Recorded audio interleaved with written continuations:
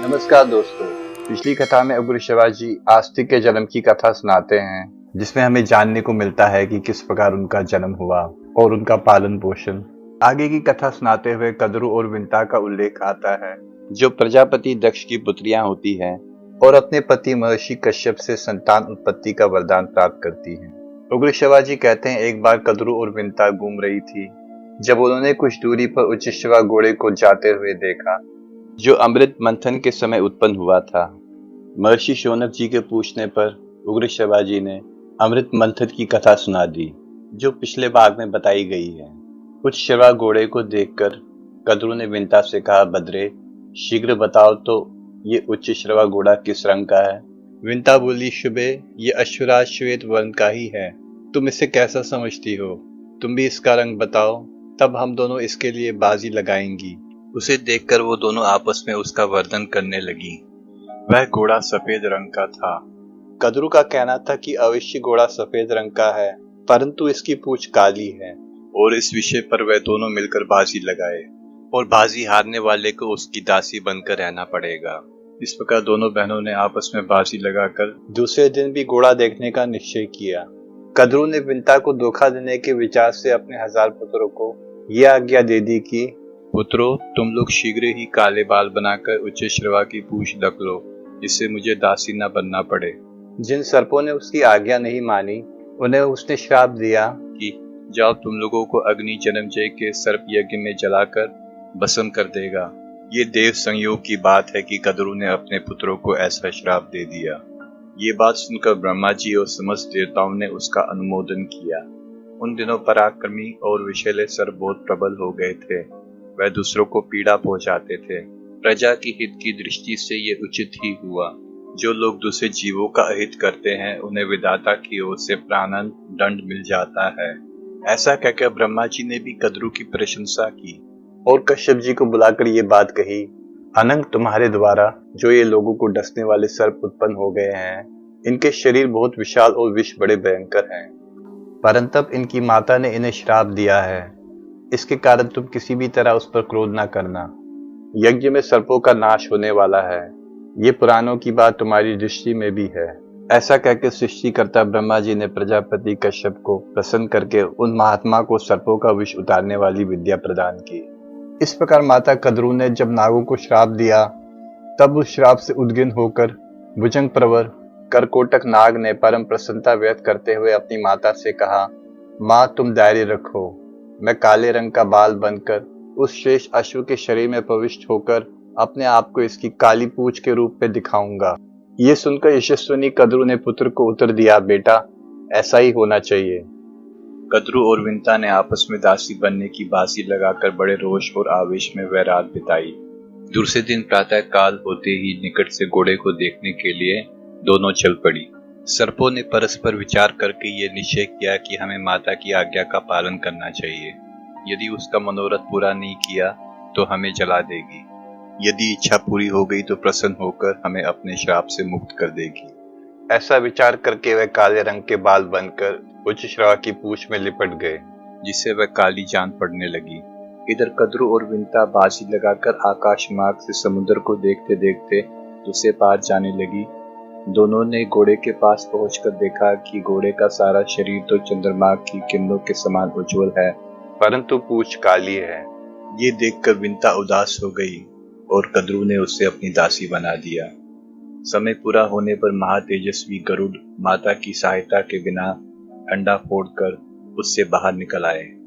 उनके तेज से दिशाएं प्रकाशित हो गई। उनमें इच्छा अनुसार रूप धारण करने की शक्ति थी।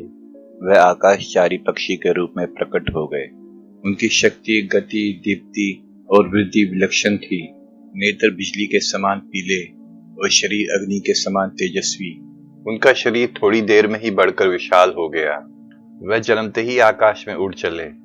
देवताओं ने सोचा, अग्निदेव ही इस रूप में उड़ रहे हैं।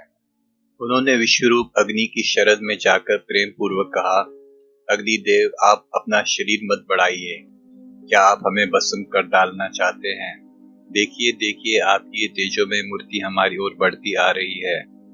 अग्निदेव ने कहा, देवगण, ये मेरी मूर्ति नहीं है। ये विंता नंदन परम तेजस्वी पक्षीराज गरुड़ है। इन्हीं को देखकर आप लोगों को भ्रम हुआ है। ये नागों के नाशक, देवताओं के हितैषी और असुरों के शत्रु हैं। आप इनसे भयभीत ना हो, मेरे साथ मिलकर इनसे मिले। ये तेज में मेरे ही तुल्य हैं। अग्नि देवता के साथ मिलकर देवता और ऋषियों ने गरुड़ जी के पास जाकर उनकी स्तुति की। देवता बोले, प्रभु आप मंत्रदृष्टा ऋषि हैं, आप ही महाभाग देवता तथा आप ही पक्षियों और जीवों के स्वामी हैं। आप कुपित न होकर संपूर्ण जगत पर उत्तम दया का विस्तार करें और हम सबकी रक्षा करें। देवता और ऋषियों की स्तुति सुनकर गरुड़ जी ने कहा कि वह उनके भयंकर शरीर को देखकर भयभीत न हो। वे अपने शरीर को छोटा और तेज को कम कर देंगे। फिर सभी लोग प्रसन्नता पूर्वक लौट गए। उग्र शिवाजी कहते हैं, इसके बाद इच्छा अनुसार चलने तथा रुचि के अनुसार पराक्रम प्रकट करने वाले पक्षी गरुड़ अपने भाई अरुण को पीठ पर चढ़ाकर पिता के गर्भ से माता के समीप महासागर के दूसरे तट पर आए। जब सूर्य ने अपने भयंकर तेज के द्वारा संपूर्ण लोक को दग्ध करने का विचार किया, उस समय गरुड़ जी महान तेजस्वी अरुण को पुनः पूर्व दिशा में लाकर सूर्य के समीप रखाए। रूरू ने पूछा, पिताजी, भगवान सूर्य ने उस समय संपूर्ण लोकों को दग्ध कर डालने का विचार क्यों किया? देवताओं ने उनका क्या हड़प लिया था जिससे उनके मन में क्रोध का संचार हो गया? प्रमति ने कहा, अनग, जब राहु अमृत पी रहा था उस समय चंद्रमा और सूर्य ने उसका भेद बता दिया, इसलिए उसने चंद्रमा और सूर्य से भारी वैर बांध दिया और उन्हें सताने लगा। राहु से पीड़ित होने पर सूर्य के मन में क्रोध का आवेश हुआ।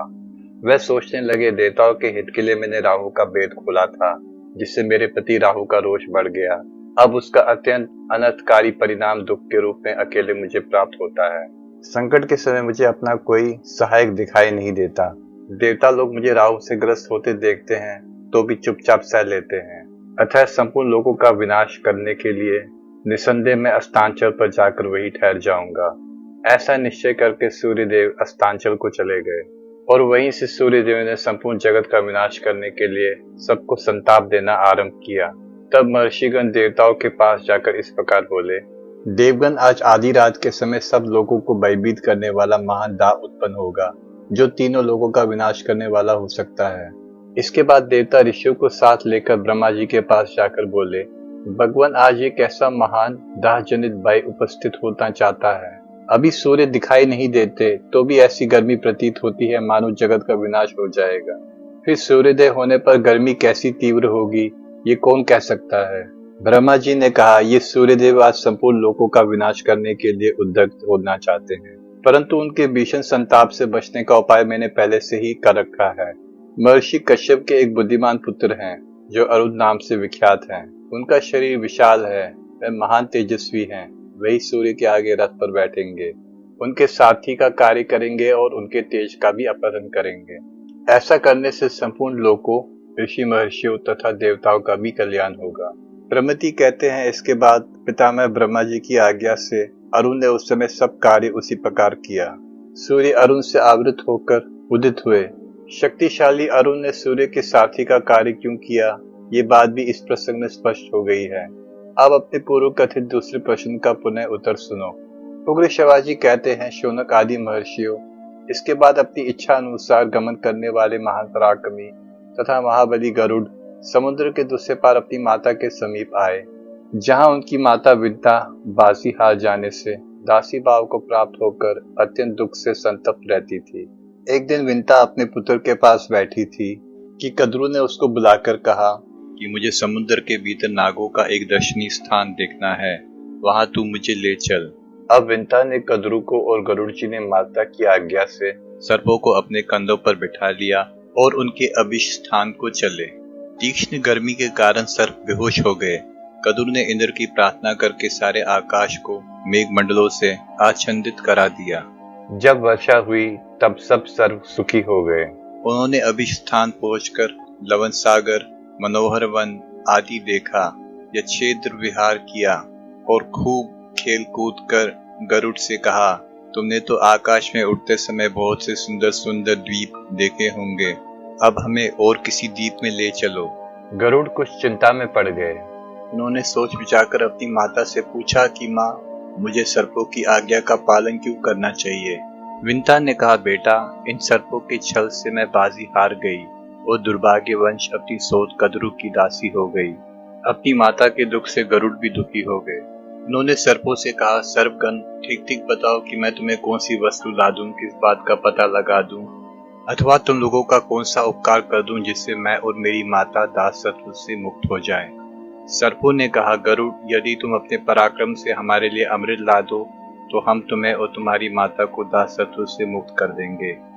सर्पों की बात सुनकर गरुड़ ने अपनी माता विंता से कहा, माता, मैं अमृत के लिए जा रहा हूँ। उसके पहले मैं ये जानना चाहता हूँ कि मेरे लिए भोजन सामग्री क्या होगी। विंता ने कहा, समुद्र के बीच में एक टापू है जिसके एकांत प्रदेश में निषादों अर्थात जीव हिंसकों का निवास है। वहाँ सहस्त्र निषाद रहते हैं, उन्हें मारकर खा लो और अमृत ले आओ। एक बात का स्मरण रखना, ब्राह्मण का वध कभी न करना। वह सभी के लिए अवध्य हैं। वह अग्नि के समान दाहक होता है। ब्राह्मण को समस्त प्राणियों का गुरु और आदरणीय माना गया है। विंता ने गरुड़ जी को अनेकों आशीर्वाद दिए। विंता ने कहा, तुम्हारा मार्ग विघ्न रहित हो, तुम अभिष्ट कार्य की सिद्धि के लिए यात्रा करो। गरुड़ जी माता जी की आज्ञा के अनुसार उस द्वीप के निषादों को खाकर आगे बढ़े। गलती से निषादों के साथ एक ब्राह्मण भी बारिया सहित गरुड़ के मुख में आ गया, जिससे उनका तालू जलने लगा। तब गरुड़ जी ने ब्राह्मण से कहा, द्विजश्रेष्ठ, तुम मेरे खुले हुए मुख से जल्दी से निकल जाओ। ब्राह्मण मेरे लिए सदा अवध्य है। ब्राह्मण बोला, ये निषाद जाति की कन्या मेरी भार्या है, अतः मेरे साथ ये भी निकले। गरुड़ ने कहा, ब्राह्मण, तुम इस निषादी को भी लेकर निकल जाओ। ब्राह्मण निषादी सहित गरुड़ के मुख से निकल आया और उन्हें आशीर्वाद देकर अभिष्ट देश को चला गया। इसके बाद गरुड़ पंख फैलाकर तीव्र गति से आकाश में उड़े और अपने पिता कश्यप जी के पास गए। कश्यप जी ने पूछा, बेटा, तुम लोग सुकुशल तो हो? आवश्यकता अनुसार भोजन तो मिल जाता है ना?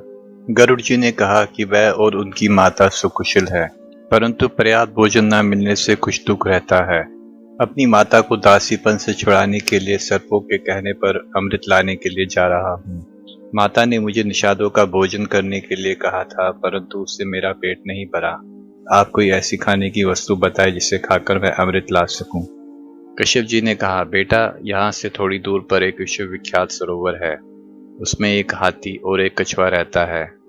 वह दोनों पूर्व जन्म के भाई परंतु एक दूसरे के शत्रु हैं। वह अब भी एक दूसरे से उलझे रहते हैं। अच्छा, तो उनके पूर्व जन्म की कथा सुनो। प्राचीन काल में विवासु नामक एक बड़े क्रोधी ऋषि थे। उनका छोटा भाई था, बड़ा तपस्वी सुप्रतीक। सुप्रतीक अपने धन को बड़े भाई के साथ नहीं रखना चाहता था। वह नित्य बंटवारे के लिए कहा करता था। विवासु ने अपने छोटे भाई से कहा, सुप्रतीक, धन के मोह के कारण ही लोग उसका बंटवारा चाहते हैं और बंटवारा होने पर एक दूसरे के विरोधी हो जाते हैं। तब शत्रु भी उनके अलग अलग मित्र बन जाते हैं और भाई भाई में भेद डाल देते हैं। इसी से सत्पुरुष भाइयों के अलगाव की बातों को अच्छा नहीं मानते। जो लोग गुरु और शास्त्र के उपदेश पर ध्यान न देकर परस्पर एक दूसरे को संदेह की दृष्टि से देखते हैं, उनको वश में रखना कठिन है। तो भेदभाव के कारण ही धन अलग करना चाहता है, इसलिए जा, तुझे हाथी की योनि प्राप्त होगी। सुप्रीतक ने कहा, मैं हाथी होऊंगा तो तुम कछुआ होगे। गरुड़ इस प्रकार दोनों भाई धन के लालच से एक दूसरे को श्राप देकर हाथी और कछुआ हो गए। ये पारस्परिक द्वेष का परिणाम है। वह दोनों विशालकाय जंतु अब भी आपस में लड़ते रहते हैं। हाथी 6 योजन ऊंचा और 12 योजन लंबा है। कछुआ 3 योजन ऊंचा और 10 योजन गोल है। वह मतवाले एक दूसरे के प्राण लेने के लिए उतावले रहते हैं। तुम जाकर उन दोनों भयंकर जंतुओं को खाओ और अमृत ले आओ। कश्यप जी की आज्ञा प्राप्त करके गरुड़ जी उस सरोवर पर गए। उन्होंने एक नख से हाथी को और दूसरे नख से कछुए को पकड़ लिया तथा आकाश में बहुत ऊंचे उड़कर आलम तीर्थ में जाकर पहुंचे। वहां सवरन गिरी में बहुत से देव वृक्ष लहरा रहे थे। वह गरुड़ को देखते ही इस भय से कांपने लगे कि कहीं उनके धक्के से वह टूट न जाए। उनको भयभीत देखकर गरुड़ जी दूसरी ओर निकल गए। उधर एक बड़ा वट वृक्ष था। वट वृक्ष ने गरुड़ जी को मन के वेग से उड़ते देखकर कहा कि तुम मेरी 100 योजन लंबी शाखा पर बैठकर हाथी और कछुए को खा लो। जो ही गरुड़ जी उसकी शाखा पर बैठे तो ही वह चढ़ चढ़ाकर टूट गई और गिरने लगी। गरुड़ जी ने गिरते गिरते उस शाखा को पकड़ लिया और बड़े आश्चर्य से देखा कि उसमें नीचे की ओर सर करके वालखिल्य नामक ऋषिगण लटक रहे हैं। गरुड़ जी ने सोचा कि यदि शाखा गिर गई तो ये तपस्वी ब्रह्म ऋषि मारे जाएंगे, अपनी चोंच से वृक्ष की शाखा पकड़ते हुए और हाथी तथा कछुए को पंजों में दबाए आकाश में उड़ने लगे। कहीं भी बैठने का स्थान न पाकर वे आकाश में उड़ते ही रहे। उस समय पंखों की हवा से पहाड़ भी कांप उठते थे। वाल्खील्य ऋषियों के ऊपर दया भाव होने के कारण वे कहीं बैठ ना सके और उड़ते उड़ते गंधमादन पर्वत पर पहुंच गए। कश्यप जी ने उन्हें उस अवस्था में देखकर कहा, बेटा कहीं दुस्साहस का काम न कर बैठना, नहीं तो तत्काल भारी दुख में पड़ जाओगे। सूर्य की किरण का पान करने वाले वाल्खील्य ऋषि कुपित होकर तुम्हें भस्म न कर डाले। पुत्र से इस प्रकार कहकर उन्होंने तब शुद्ध वाल्खील्य ऋषियों से इस प्रकार प्रार्थना की, तपोधनो, गरुड़ प्रजा के हित के लिए एक महान कार्य करना चाहता है, आप लोग इसे आज्ञा दीजिए। वाल्खील्य ऋषियों ने उनकी प्रार्थना स्वीकार करके वट वृक्ष की शाखा छोड़ दी और तपस्या करने के लिए हिमालय पर चले गए। गरुड़ जी ने वह शाखा फेंक दी और पर्वत की चोटी पर बैठकर हाथी तथा कछुए को खाया। गरुड़ जी खा पीकर पर्वत की उस चोटी से ही ऊपर की ओर उड़े और स्वर्ग की ओर अमृत लाने के लिए चले गए। उस समय देवताओं के यहाँ भय सूचक उत्पात होने लगे। देवराज इंद्र का प्रिय आयुध वज्र भय से जल उठा। आकाश में दिन में ही धुएं और लपेटों के साथ उल्का गिरने लगी। आकाश में बादल नहीं थे तो भी बड़ी भारी आवाज से विकट गर्जना होने लगी। देवताओं के दिव्य पुष्पहार मुरझा गए, उनके तेज नष्ट होने लगे। भयंकर मेघ प्रकट होकर अधिक मात्रा में रुधिर की वर्षा करने लगे। यह भयंकर उत्पात देखकर देवताओं सहित इंद्र भय से व्याकुल हो गए और बृहस्पति जी से इस प्रकार बोले। देवराज इंद्र ने बृहस्पति जी के पास जाकर पूछा, भगवान, यकायक बहुत से उत्पात क्यों होने लगे हैं? कोई ऐसा शत्रु तो दिखाई नहीं पड़ता जो मुझे युद्ध में जीत सके। बृहस्पति जी ने कहा, इंद्र, तुम्हारे अपराध और प्रमाद से तथा महात्मा वाल्खील्य ऋषियों के तपोबल से विंता नंदन गरुड़ अमृत लेने के लिए यहाँ आ रहा है। वह आकाश में स्वच्छंद विचरता है तथा इच्छा अनुसार रूप धारण कर लेता है।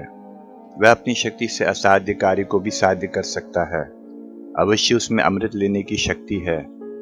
बृहस्पति जी की बात सुनकर इंद्र ने अमृत के रक्षकों को सावधान करके कहा कि देखो परंपरा कर्मी पक्षीराज गरुड़ यहाँ अमृत लेने के लिए आ रहे हैं, इसलिए सचेत रहो, वह बलपूर्वक अमृत न लेने पाए। सभी देवता और स्वयं इंद्र भी अमृत को घेर कर रक्षा के लिए डट गए। इंद्र ने अपने हाथ में वज्र और देवताओं ने नाना प्रकार के अस्त्र शस्त्र ले लिए। वह श्रेष्ठ देवता सब प्रकार के शस्त्र लेकर युद्ध के लिए उद्युक्त हो गए। शौनक जी ने पूछा, सूत नंदन, इंद्र का क्या अपराध और कौन सा प्रमाद था? वाल्खील्य मुनियों की तपस्या के प्रभाव से गरुड़ की उत्पत्ति कैसे हुई थी? कश्यप जी तो ब्राह्मण हैं, उनका पुत्र पक्षीराज कैसे हुआ? साथ ही वह समस्त प्राणियों के लिए दूरदर्श एवं अवध्य कैसे हो गया? उस पक्षी में इच्छा अनुसार चलने तथा रुचि के अनुसार पराक्रम करने की शक्ति कैसे आ गई? मैं ये सब सुनना चाहता हूँ। उग्र शिवाजी ने कहा, ब्राह्मण, आप मुझसे जो पूछ रहे हैं वह पुराण का विषय है। मैं संक्षेप में ये सब बातें बता रहा हूँ, सुनिए। कहते हैं प्रजापति कश्यप जी पुत्री की कामना से यज्ञ कर रहे थे। उसमें ऋषियों, देवताओं तथा गंधर्वों ने भी उन्हें बड़ी सहायता दी। उस यज्ञ में कश्यप जी ने इंद्र को समिधा लाने के काम पर नियुक्त किया था। वाल्खील्य मुनियों तथा अन्य देवगणों को भी यह कार्य सौंपा गया था। इंद्र शक्तिशाली थे। उन्होंने अपने बल के अनुसार लकड़ी का एक पहाड़ जैसा बोझ उठा लिया और उसे बिना कष्ट के वह ले आए। उन्होंने मार्ग में बहुत से ऐसे ऋषियों को देखा जो कद में बहुत ही छोटे थे। उनका सारा शरीर अंगूठे के मध्य भाग के बराबर था। वह सब मिलकर पलाश की एक बाती लिए आ रहे थे जो एक छोटी सी टहनी थी। उन्होंने आहार छोड़ रखा था। तपस्या ही उनका धन था। वे अपने अंगों में ही समाये हुए जान पड़ते थे। उनमें शारीरिक बल बहुत कम था। अपने बल के घमंड में मत वाले इंद्र ने आश्चर्यचकित होकर उन सबको देखा और उनकी हंसी उड़ाते हुए वे अपमान पूर्वक उन्हें लांघ कर शीघ्रता के साथ आगे बढ़ गए। इंद्र के इस व्यवहार से वाल्खील्य मुनियों को बड़ा रोष हुआ। उनके हृदय में भारी क्रोध का उदय हो गया। अतः उन्होंने उस समय एक ऐसे महान कर्म का आरंभ किया जिसका परिणाम इंद्र के लिए भयंकर था। उत्तम तपस्वी वाल्खील्य मन में कामना रखकर मंत्र द्वारा विधि पूर्वक अग्नि में आहुति देते हैं और ये संकल्प करते हैं कि संपूर्ण देवताओं के लिए कोई दूसरा ही इंद्र उत्पन्न हो जो वर्तमान देवराज के लिए भयदायक, इच्छा अनुसार पराक्रम करने वाला और अपनी रुचि के अनुसार चलने की शक्ति रखता हो। शौर्य और वीर्य में इंद्र से वह 100 गुना बढ़कर हो। उसका वेग मन के समान तीव्र हो। हमारी तपस्या के फल से अब ऐसा ही वीर प्रकट हो जो इंद्र के लिए भयंकर हो। उनका ये संकल्प सुनकर सो यज्ञ का अनुष्ठान पूर्ण करने वाले देवराज इंद्र को बड़ा संताप हुआ और वह कठोर व्रत का पालन करने वाले कश्यप जी की शरण में गए। देवराज इंद्र के मुख से उनका संकल्प सुनकर प्रजापति कश्यप वाल्खिलियों के पास गए और उनसे उस कर्म की सिद्धि के संबंध में प्रश्न किया। सत्यवादी महर्षि वाल्खिलियों ने हाँ ऐसी ही बात है कहकर अपने कर्म की सिद्धि का प्रतिपादन किया। तब प्रजापति कश्यप ने उन्हें संतावना पूर्वक समझाते हुए कहा, तपोधनो, ब्रह्मा जी की आज्ञा से पुरिंदर तीनों लोगों के इंद्र बनाए गए हैं और आप लोग भी दूसरे इंद्र की उत्पत्ति के लिए प्रयत्नशील हैं। संत महात्माओं, आप ब्रह्मा जी का वचन मिथ्या न करें। साथ ही मैं ये भी चाहता हूँ आपके द्वारा किया हुआ ये अभिष्ट संकल्प भी मिथ्या ना हो। अतः अत्यंत बल और सत्वगुण से संपन्न जो ये भावी पुत्र है, ये पक्षियों का इंद्र हो। देवराज इंद्र आपके पास याचक बनकर आए हैं, आप इन पर अनुग्रह करें। महर्षि कश्यप के ऐसा कहने पर वाल्खिली मुनि उनका सत्कार करते हुए बोले, प्रजापते, हम सब लोगों का ये अनुष्ठान इंद्र के लिए हुआ था और आपका ये यज्ञ समारोह संतान के लिए अभिष्ट था। अतः इस फल सहित कर्म को आप ही स्वीकार करें और जिसमें सबकी भलाई दिखाई दे रही है वैसा ही करें। उग्र शिवाजी कहते हैं, इसी समय शुभ लक्षणा दक्ष कन्या कल्याणमयी विंता देवी पुत्र की कामना से तपस्या पूर्वक ब्रह्मचर्य व्रत का पालन करने लगी। ऋतुकाल आने पर वह स्नान करके शुद्ध हुई, तब अपने स्वामी की सेवा में गई। उसी समय कश्यप जी ने उससे कहा, देवी, तुम्हारा ये अभिष्ट समारंभ अवश्य फलित होगा। तुम ऐसे दो पुत्रों को जन्म दोगी जो बड़े वीर और तीनों लोकों पर शासन करने की शक्ति रखने वाले होंगे, जिनकी तीनों लोकों में पूजा होगी। इतना कहकर भगवान कश्यप ने पुनः विंता से कहा, देवी, ये एक महान गर्भ होगा, अतः सावधानी से धारण करो। इसके बाद उन्होंने इंद्र से कहा, पुरिंदर, ये दोनों महापराक्रमी भ्राता तुम्हारे सहायक होंगे, तुम्हें इनसे कोई हानि नहीं होगी। इंद्र, तुम्हारा संताप दूर हो जाना चाहिए। देवताओं के इंद्र तुम ही बने रहोगे। एक बात का ध्यान रखना, आज से कभी भी तुम कमंड में आकर ब्रह्मवादी महात्माओं का उपहास और अपमान न करना, क्योंकि उनके पास वाणी रूप अमोद वज्र है तथा वे तीक्ष्ण कोप वाले होते हैं। कश्यप जी के ऐसा कहने पर देवराज इंद्र निशंक होकर स्वर्ग में चले गए। अपना मनोरथ सिद्ध होने से विंता भी बहुत प्रसन्न हुई। उसने दो पुत्र उत्पन्न किए, अरुण और गरुड़। अधूरे अंग वाले अरुण सूर्य देव के साथी बनकर उनके आगे रहते हैं। दूसरे पुत्र गरुड़ का पक्षियों के इंद्र पद पर अभिषेक किया गया। पराक्रमी गरुड़ की आगे की कथा बताते हुए उग्र शिवाजी कहते हैं, देवताओं का समुदाय भांति भांति के अस्त्र शस्त्र के साथ युद्ध के लिए उद्दंड हो गया। उसी समय पक्षीराज गरुड़ तुरंत ही देवताओं के पास जा पहुंचे। उन अत्यंत बलवान गरुड़ को देखकर संपूर्ण देवता कांप उठे। गरुड़ देव वहां पहुंचते ही पंखों की हवा से इतनी धूल उड़ाई कि देवता अंधे से हो गए। वह धूल से ढककर मूढ़ से बन गए। सभी रक्षक आंखें खराब होने से डर गए। वह एक क्षण तक गरुड़ को देख भी ना सके। सारा स्वर्ग क्षुब्ध हो गया। उनके पंख, चोंच और नखों से घायल होकर देवता वहां मृत्यु तुल्य हो गए। तब सहस्त्र नेत्र वाले इंद्रदेव ने तुरंत ही वायुदेव को वहां धूल वृष्टि को दूर हटाने की आज्ञा दी। वायुदेव ने वैसा ही किया और चारों तरफ उजाला हो गया। अब देवता अपने अस्त्र शस्त्र द्वारा पक्षीराज गरुड़ को पीड़ित करने लगे। गरुड़ ने उड़ते उड़ते ही गरज कर उनके प्रहार सह लिए और आकाश में उनसे भी ऊंचे पहुंच गए। देवताओं के शस्त्रों के प्रहार से गरुड़ तनिक भी विचलित नहीं हुए, उनके आक्रमणों को विफल कर दिया। गरुड़ के पंखों और चोंचों की चोट से देवताओं की चमड़ी उधड़ गई और शरीर से खून लथपथ हो गया। वह घबराकर स्वयं ही तितर बितर हो गए। उसके बाद गरुड़ आगे बढ़े। उन्होंने देखा कि अमृत के चारों ओर आग की लाल लाल लपटें उठ रही हैं। अब गरुड़ ने अपने शरीर में 8100 मुंह बनाए तथा बहुत सी नदियों का जल पीकर उस धधकती हुई आग पर उड़ेल दिया। अग्नि शांत होने पर छोटा सा शरीर धारण करके और आगे बढ़े।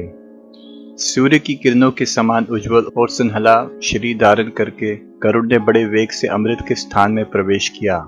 उन्होंने वहां देखा कि अमृत के पास एक लोहे का चक्कर निरंतर घूम रहा है और उसकी धार तीखी है और उसमें सहस्त्र अस्त्र लगे हुए हैं। वह भयंकर चक्कर सूर्य और अग्नि के समान जान पड़ता है। उसका काम ही है अमृत की रक्षा। गरुड़ जी चक्र के भीतर घुसने का मार्ग देखते रहे।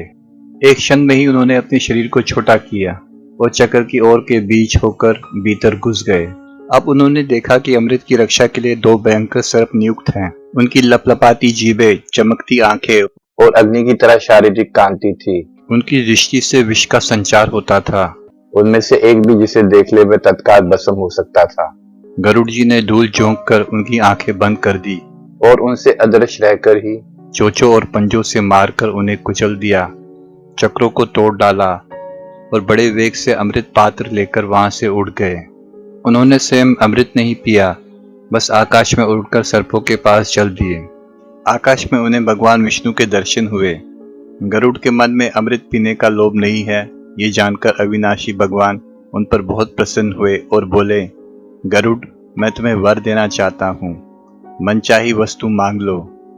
गरुड़ ने कहा, भगवान, एक तो आप मुझे अपनी ध्वजा में रखिए, दूसरे मैं अमृत पिए बिना ही अजर अमर हो जाऊं। भगवान ने कहा, तथास्तु। भगवान विष्णु ने गरुड़ को अपना ध्वज बना लिया और उन्हें ध्वज के ऊपर स्थान दे दिया। गरुड़ ने कहा, मैं भी आपको एक वर देना चाहता हूँ, मुझसे कुछ मांग लीजिए। भगवान ने कहा, तुम मेरे वाहन बन जाओ। गरुड़ ने कहा, ऐसा ही होगा, कहकर उनकी अनुमति से अमृत लेकर यात्रा की। अब तक इंद्र की आंखें खुल चुकी थी। उन्होंने गरुड़ को अमृत ले जाते हुए देखकर क्रोध से भरकर वज्र चलाया।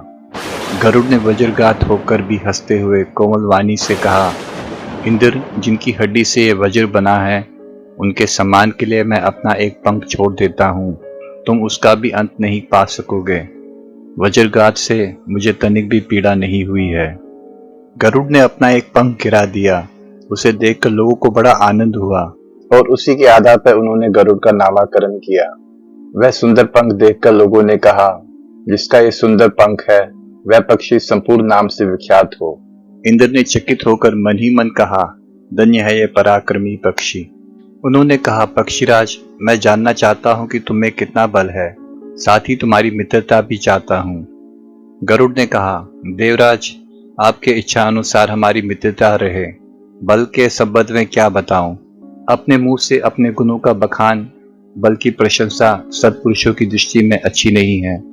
आप मुझे मित्र मानकर पूछ रहे हैं तो मैं मित्र के समान बतलाता हूँ कि पर्वत, वन, समुद्र और जल सहित सारी पृथ्वी को तथा उसके ऊपर रहने वाले आप लोगों को अपने एक पंख पर उठाकर मैं बिना परिश्रम के उड़ सकता हूँ।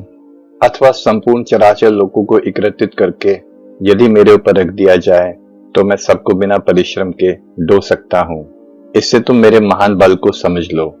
इंद्र ने कहा, आपकी ये बात 16 आने सत्य है। अब आप मेरी घनिष्ठ मित्रता स्वीकार कीजिए। यदि आपको अमृत की आवश्यकता ना हो तो मुझे दे दीजिए। आप ये ले जाकर जिन्हें देंगे वह हमें बहुत दुख देंगे। गरुड़ ने कहा, देवराज, अमृत को ले जाने का एक ही कारण है, मैं इसे किसी को पिलाना नहीं चाहता। मैं इसे जहां रखूं वहां से आप उठा लाइए। इंद्र ने संतुष्ट होकर कहा, गरुड़, मुझसे मुंह मांगा वर मांग लो। गरुड़ को सर्पों की दृश्यता और उनके छल के कारण होने वाले माता के दुख का स्मरण हो आया और उन्होंने वरदान मांगा, ये बलवान सर्प ही मेरे भोजन की सामग्री हो। देवराज इंद्र ने कहा, तथास्तु। इंद्र गरुड़ से बोले, तुम जिस समय इस अमृत को कहीं रख दोगे उसी समय मैं इसे हर ले जाऊंगा। इंद्र से विदा होकर गरुड़ सर्पों के स्थान पर आए। वही उनकी माता भी थी। उन्होंने प्रसन्नता प्रकट करते हुए सर्पों से कहा, ये लो, मैं अमृत लाया हूँ, परंतु पीने में ज्यादा जल्दी मत करो। मैं इसे कुश पर रख लेता हूँ, स्नान करके पवित्र हो लो, फिर इसे पीना। अब तुम लोगों की कथा अनुसार मेरी माता दासीपन से छूट गई क्योंकि मैंने तुम्हारी बात पूरी कर दी। सर्पों ने स्वीकार कर लिया। जब सर्पगण प्रसन्नता से भरकर स्नान करने के लिए चले गए तब इंद्र अमृत कलश उठाकर स्वर्ग ले गए। स्नान जप और मंगल कार्य करके सर्प जब लौटे तो उन्होंने अमृत उस स्थान पर नहीं पाया। उन्होंने समझ लिया कि विंता को दासी बनाने के लिए जो कपट किया था उसी का ये फल है। फिर ये समझकर कि यह अमृत रखा गया था इसलिए संभव है कि इसमें कुछ अंश लगा हो। सर्पों ने कुश को चाटना शुरू किया। ऐसा करते ही उनकी जीभ के 2 टुकड़े हो गए। अमृत का स्पर्श होने से कुश को पवित्र माना जाने लगा। उस दिन से गरुड़ अत्यंत प्रसन्न होकर अपनी माता के साथ उस वन में इच्छानुसार घूमने फिरने लगे। वह पक्षीराज हुए और उनकी कीर्ति चारों ओर फैल गई और माता सुखी हो गई। इस कथा को सुनने और सुनाने वाले मनुष्य पुण्य के बागी माने जाते हैं। इस वीडियो को अधिक से अधिक लाइक और शेयर करें और महाभारत कथा से जुड़ी विशेष जानकारी के लिए चैनल को सब्सक्राइब करें। जय श्री राम।